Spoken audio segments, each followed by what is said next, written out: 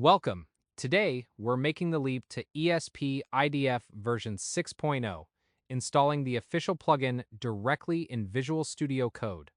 The most exciting part of this update is the native integration of the MCP Server, or Model Context Protocol.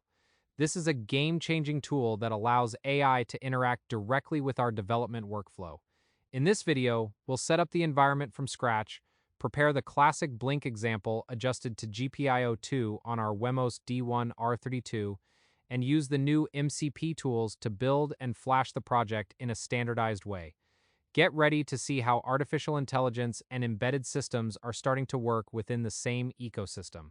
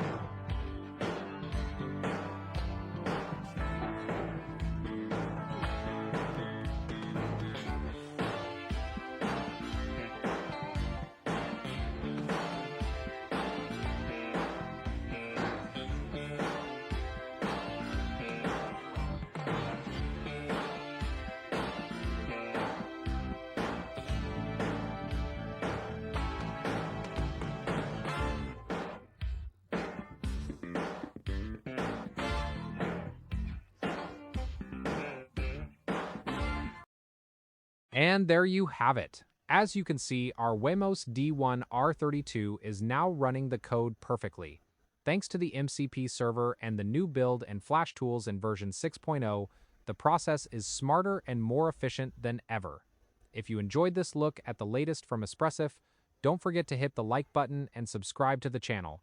We'll keep exploring deeply into embedded systems, ROS2 integration, and the future of robotics. Thanks for watching, and I'll see you in the next video.